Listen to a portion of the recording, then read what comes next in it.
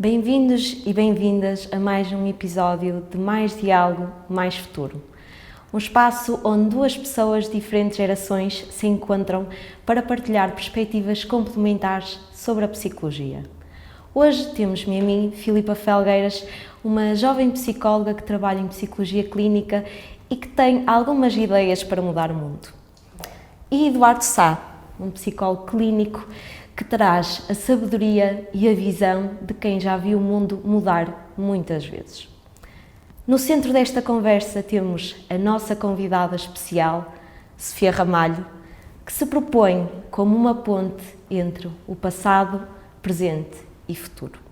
Obrigada aos dois, obrigada pelo convite. Obrigada a nós. Eduardo, se calhar começava por si. Ao longo das últimas 2 décadas, temos vindo a assistir a um conjunto inúmero de transformações no âmbito da psicologia clínica e da saúde. Pedia-lhe que assinalasse, que destacasse 2 ou 3 grandes marcos que têm caracterizado a evolução desta área até ao momento presente. Antes de mais, quero cumprimentar-vos às duas e agradecer este convite. Eu acho que a psicologia clínica não mudou tanto como devia. Precisa de muito mais para mudar. E para mudar a psicologia clínica, eu acho que as faculdades de psicologia, na sua formação, devem mudar profundamente. As faculdades de psicologia imaginam a psicologia clínica como se vivêssemos há 40 ou há 50 anos atrás e, portanto, é preciso fazer tudo de novo, porque os currícula, muitos deles não têm nem pés nem cabeça e, portanto, nós estamos a produzir muitos licenciados em psicologia e poucas pessoas capacitadas, como todos desejaríamos que fossem, para depois irem à psicologia clínica. O aspecto que eu acho mais relevante é, sem dúvida nenhuma, a definição do ato clínico em psicologia, que é uma coisa que estranhamente se tem falado pouco, porque a determinada altura, depois de uma luta dura, muito mais dura nos bastidores do que à primeira vista pode parecer, com, nomeadamente, a Ordem dos Médicos, e os médicos em particular, foi possível definir um ato clínico em psicologia que dá uma autonomia e uma identidade aos psicólogos que eu acho que muitas vezes os psicólogos, tragicamente, digo eu, não reclamam.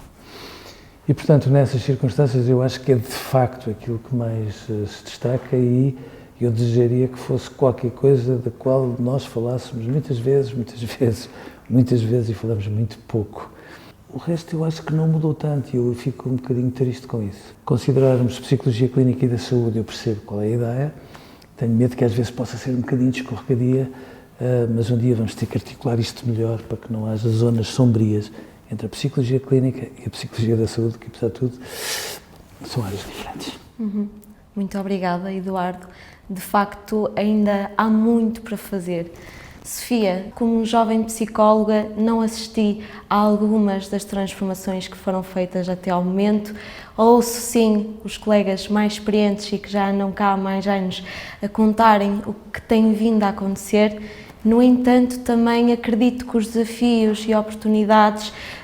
que existiram até ao momento serviram precisamente para trazer algum tipo de desenvolvimento neste âmbito. Como jovem psicóloga também, o que vou observando é precisamente que a formação académica está de facto muito voltada e com uma forte componente para a psicologia clínica e da saúde, que impulsiona também muitos de nós, jovens profissionais, a seguirem este ramo. Iniciando, e daquilo que vejo e falando até da minha própria experiência, a iniciarem as suas carreiras profissionais por conta própria, em contextos privados, fazerem consultas. Como é que tu, Sofia, vês este novo paradigma ou este paradigma? Que desafios e que oportunidades é que isto está a criar? Bom, eu tendo a concordar que a formação inicial no âmbito da psicologia clínica necessita de alguma reformulação, sim, e por outro lado, nesta lógica de que a formação dos psicólogos, nomeadamente na área clínica, é uma formação que se faz ao longo de toda a vida, de toda a carreira profissional, Eu considero que é um trabalho que nunca fica acabado, ou seja, do ponto de vista da formação, é necessário um investimento significativo na supervisão do trabalho no âmbito da psicologia clínica, e essa supervisão tem que estar alinhada, quer com aquilo que é a própria formação inicial, quer com o trabalho que a Ordem faz, e daí que a Ordem, que regula aquilo que é o trabalho no terreno dos profissionais, tem que estar também articulada de forma muito estreita na cooperação com a Academia, precisamente para dar as ferramentas de desenvolvimento profissional aos psicólogos na área clínica. Temos também muitos psicólogos da área clínica que são eles próprios empresários, porque montam os seus negócios e afins, e portanto em paralelo com toda uma formação que é uma formação técnica e científica exigente e que de facto necessita do devido cuidado até para a afirmação do próprio ato clínico dentro da psicologia clínica, mas a par com tudo isso há todo um conjunto de outras competências que me parecem muito relevantes para, por exemplo, para os jovens profissionais que no fundo montam também os seus negócios nesta área mais clínica, nomeadamente investir nas competências até de gestão, de avaliação de custo-efetividade das intervenções, avaliação do impacto das suas intervenções, enfim, todo um conjunto de competências também até de investigação, porque é preciso uma atualização constante, e a par com isto tudo,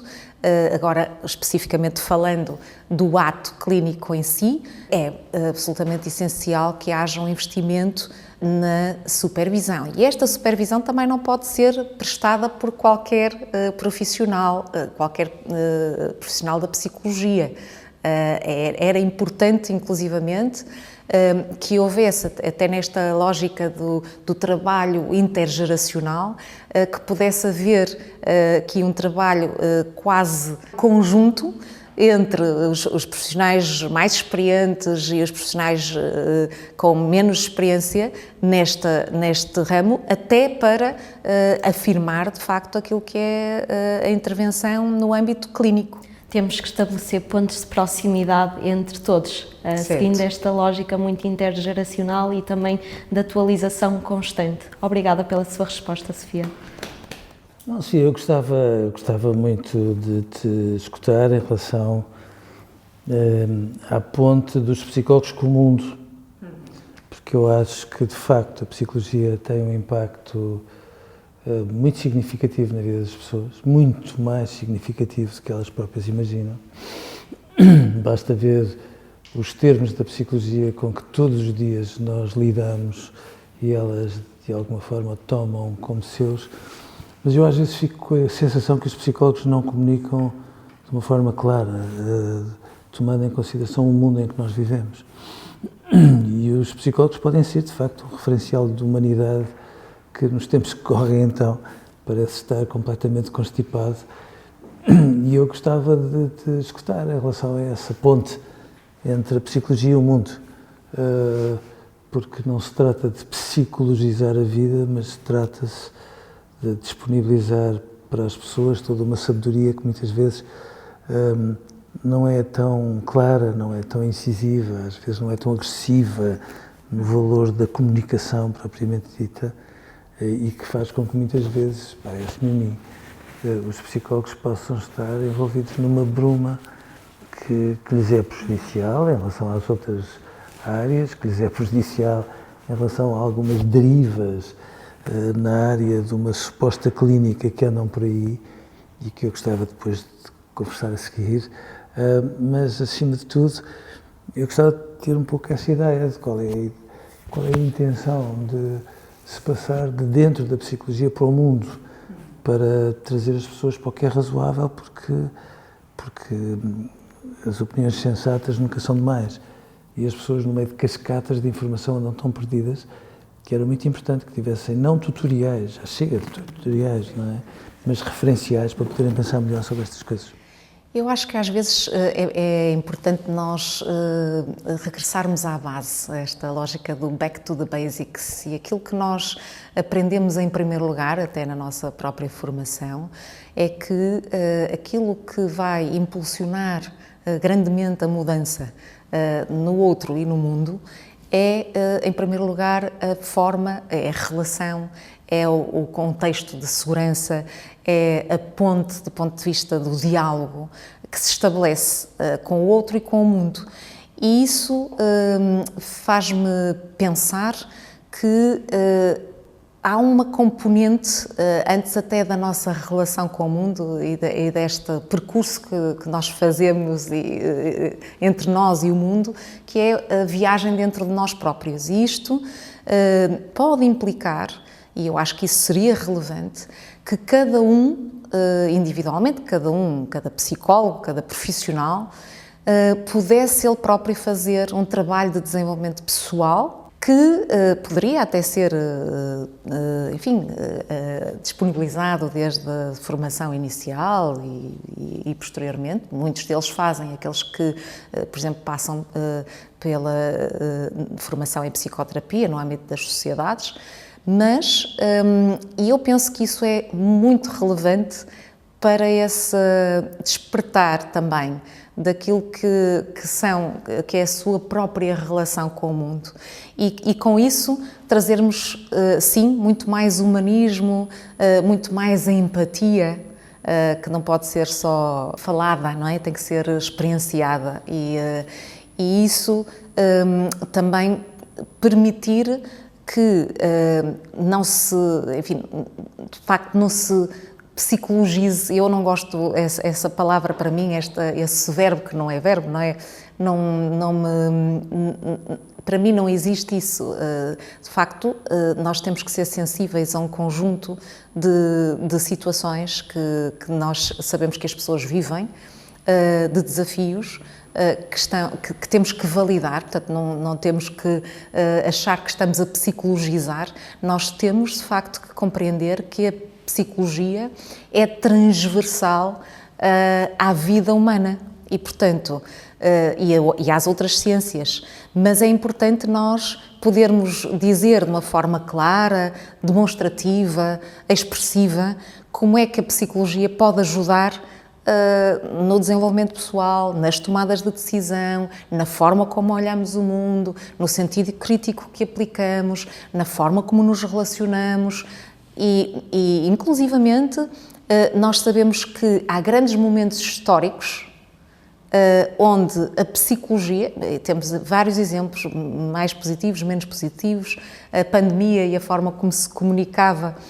sobre o que estava a acontecer com os cidadãos na sua generalidade, tem um impacto muito significativo naquilo que é depois o comportamento dos cidadãos. Por outro lado, por exemplo, num ato eleitoral como este das eleições nos Estados Unidos, também aqui a forma como se comunica, aqui se calhar numa perspectiva menos positiva, tem muito significado para a forma depois como nós vemos os resultados da coisa. E, portanto, nós realmente, eu acho que a psicologia é a ferramenta do século, eu diria, é a ferramenta que pode ajudar a mudar o mundo, mas se nós não soubermos comunicar sobre o que é psicologia, numa linguagem que esteja acessível aos outros, se nós não conseguirmos no espaço, por exemplo, no âmbito da psicologia clínica, no espaço da intervenção clínica, aproveitar aquilo que, não esquecer que em conjunto com a ferramenta está o profissional, e o profissional é um profissional da relação, é um profissional facilitador da mudança, é um profissional facilitador da tomada de decisão, mas para isso nós também temos que investir nós próprios, enquanto profissionais, no nosso próprio desenvolvimento, para depois conseguirmos passar todo este setting que vai originar a mudança, não é?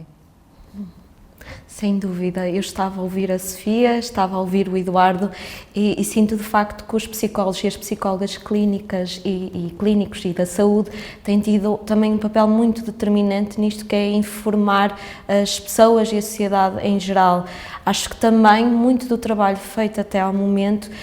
tem permitido que a nossa área e a profissão no global tenha ganho maior visibilidade, maior valorização, maior reconhecimento. E pensando isto desta forma, também vou observando, e possivelmente vocês também, uma maior procura pelos nossos serviços, pelo ato psicológico. E, portanto, a minha pergunta, Sofia, surge também muito neste sentido, que é: como é que a Ordem pode fazer face ao desafio que temos vindo também a observar naquilo que é a procura pela psicologia clínica e da saúde versus a oferta? Os próprios psicólogos têm que, no fundo, definir e posicionar-se relativamente à psicologia. E a intervenção do psicólogo é uma intervenção altamente especializada, mas ela tem que ser transformada numa outra linguagem para que isto possa ser compreendido pelos que estão à nossa volta. Mas é importante que nós não deixemos de defender aquilo que é o ato dos psicólogos, face depois a tudo o que está disponível no mercado e que compõe aquilo que nós temos vindo a chamar da pseudociência, não é? Porque tem proliferado as mais diversas formas de intervenção, que não são intervenções especializadas, que não são intervenções que possam alguma vez ser confundidas com a intervenção psicológica. E isto significa que tem que haver um sentido de ética, um sentido de respeito pelo próprio ato. E é importante que nos possamos juntar na defesa deste ato, porque basearmos a nossa intervenção naquilo que é o conteúdo da ciência, naquilo que tem provas dadas de ter resultado do ponto de vista da intervenção, é essencial para marcarmos também aquilo que é a diferença com a nossa intervenção. Nós cada vez mais trabalhamos numa lógica multidisciplinar, o que me faz todo sentido, mas nós não podemos esquecer aquilo que é a nossa própria disciplina e o nosso próprio ato. Não podemos nos perder quando estamos neste trabalho multidisciplinar. Aquilo que deve acontecer é que cada uma das disciplinas vai trazer para o comum aquilo que é o seu ato próprio. E nesta lógica de trazer o apor de cada uma destas disciplinas, nós temos que conseguir aqui um resultado que é maior do que cada uma das partes. Mas para isso é preciso que nós possamos respeitar aquilo que é o ato próprio dos psicólogos. Estivemos muitos anos a batalhar para poder não só ter uma profissão regulada, como ainda há pouco tempo, a propósito da alteração da Lei das Ordens, tivemos que trabalhar e definir de uma forma muito clara aquilo que eram os limites e aquilo que nós pretendíamos que tinha mesmo que acontecer, ou seja, era preciso que ficasse definido os atos dos psicólogos. Era importante que não se criasse aqui um contexto onde a profissão passaria a estar desregulada. Isso nem faria sentido depois que a própria ordem existisse se isso acontecesse. E houve aqui um trabalho muito grande por parte da ordem, de todos os psicólogos do nosso país, para que, no ponto de vista daquilo que é a regulação da profissão, ela não ficasse acessível a qualquer pessoa sem formação específica, porque isto também significaria que nós poderíamos estar a ser contraproducentes face àquilo que é a proteção do bem público, não é? Face àquilo que é a proteção da saúde pública. Portanto, nós temos ferramentas específicas, temos metodologias específicas de intervenção,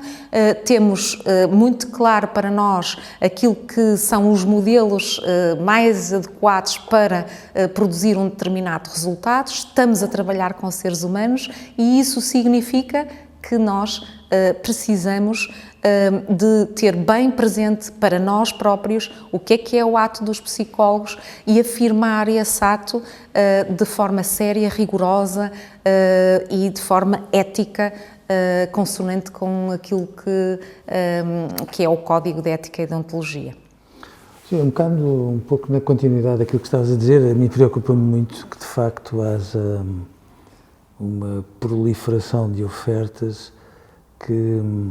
não só são completamente desreguladas, como de alguma forma têm merecido um manto de silêncio que eu não consigo perceber, de pessoas que, tendo as formações mais diversas e com um curso de fim de semana, se assumem como coaches, ou mesmo dentro dos psicólogos, porque às vezes há psicólogos, alguns deles recém-licenciados, que fazem uma formação numa área ou outra e de repente começam a fazer formação de pais, nomeadamente formação de pais, de uma forma tão pouco sensata que a determinada altura tudo se torna escorregadio, não é? E, portanto, eu não acho que as ordens tenham que ter uma dimensão espartana em relação aos seus profissionais, se calhar em alguns casos até exageram, mas eu tenho medo que noutros pequem por uma certa omissão, porque eu gostava de te ouvir em relação a isso, porque de facto vai-se desenhando no horizonte, a curto prazo, uma certa liberalização deste tipo de coisas, que é de um populismo absolutamente insuportável e que esperava eu que tivesse um fator de ponderação em muitos políticos à esquerda e à direita, e com muita tristeza eu percebo que às vezes os políticos à esquerda e à direita têm uma noção muito pouco nobre do que é a política e têm uma dimensão muito mais imediatista no que diz respeito à angariação de votos por opiniões que não têm nem pés nem cabeça. Esta regulação eu acho que é fundamental para bem dos jovens psicólogos que têm aquele deslumbramento, eu posso fazer tudo, e alguém que lhe explique que não é de todo assim, e das outras pessoas que se vendem como psicólogos de algibeira, que, a torto e a direito, independentemente da sua formação, seja na área parental, seja na área do desporto, seja em todas as áreas possíveis e imaginárias, fazem inclusivamente muitas incursões, aliás, nas redes sociais, e depois até falam com toda a clareza de que não são psicólogas, mas porquê que é preciso serem? E eu tenho medo que às vezes haja um silêncio cúmplice da parte da ordem em relação a estas pessoas. Eu gostava muito de ouvir em relação aos teus projetos perante alguma selvagariazinha que vai acontecendo por aí e que não pode acontecer, porque obviamente regular é qualquer coisa que pode ser ponderado, equilibrado, e para isso obviamente vamos ter que criar barreiras em relação a essas pessoas. Há aqui um papel, digamos assim, da ordem que tem que ser um papel ativista. Ativista no sentido de que tem que ficar muito claro qual é a linha vermelha, onde é que as fronteiras se tocam, não é? E como é que se definem claramente estes limites e estas fronteiras. E isto significa que nós também precisamos de usar aqui, por exemplo, no trabalho de articulação com os decisores políticos, muitas vezes nós temos que emitir pareceres, e muitas vezes temos a necessidade de disponibilizar dados de base científica que permitam o apoio à tomada de decisão. Mas nós também precisamos de falar sobre o processo, sobre o que é um processo, quer de formação dos psicólogos, quer depois de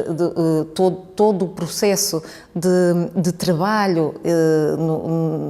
dos psicólogos e o que é que ele significa e quais são as diferenças entre aquilo que é a intervenção específica do psicólogo e aquilo que são as intervenções de outros profissionais. Portanto, nós só podemos falar pela nossa profissão, mas temos limites claros. E deixar bem claro que não é possível nós fazermos um trabalho que traga um contributo para a saúde pública, de facto. Que tragam um contributo que não é imediato muitas vezes, e portanto é preciso também sensibilizar para o facto de que as mudanças profundas não se fazem com base em imediatismos nem em resultados apenas de curto prazo. Nós precisamos de mostrar como é que aquilo que é feito que é feito pelo psicólogo num dado momento, como é que isto produz resultados ao longo do tempo. E este processo tem que ser compreendido para que se perceba que isto não tem uma relação paralela, nem está sempre em sintonia com aquilo que são os cursos de vida política. Ou seja, não é porque estamos agora numa fase, e sabemos disso, que isto é uma fase de contributo, enfim, a nível europeu tem havido muito esta perspectiva da liberalização das profissões, mas há limites para esta liberalização das profissões, não é? Porque em profissões como a nossa, que tem um impacto muito significativo na vida das pessoas, na saúde psicológica, no bem-estar das pessoas, no bem-estar de organizações, no bem-estar até inclusivamente da